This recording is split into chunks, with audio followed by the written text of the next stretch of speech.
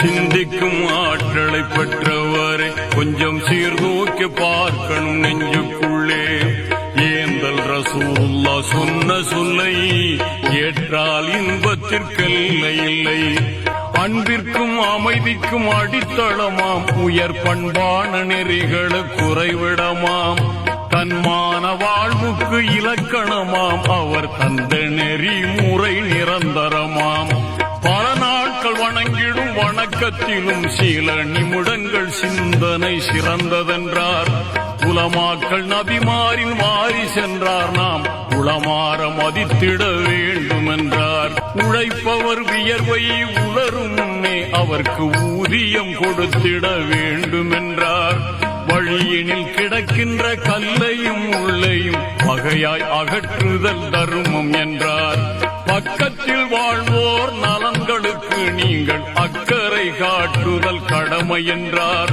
தக்கபடி உறவினர் உதவி செய்தால் அது திவ்ய வாழ்வினை தருதும் என்றார். பதிக்கிடும் வாணிபம் கூடாதென்றார், அது பழிகார பாவத்தில் சாரும் என்றார்.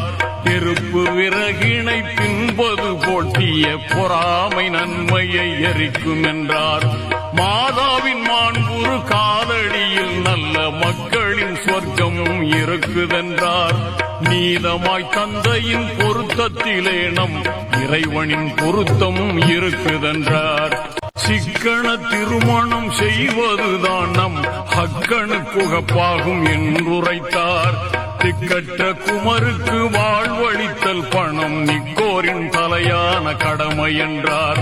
துணைவிக்கு ஆடைகள் அளிப்பதும் ஒரு தூய அறமாகும் என்றுரைத்தார்.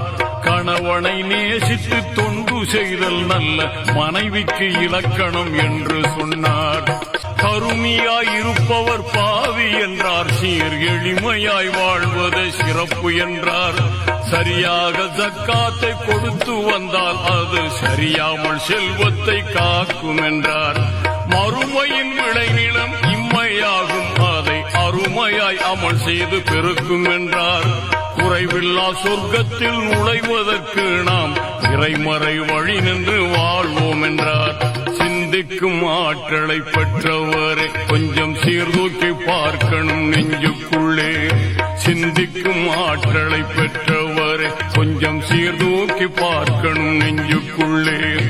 ஏந்தல் ரசூலுல்லா சொன்ன சொல்லை ஏற்றால் இன்பத்திற்கெல்லை இல்லை.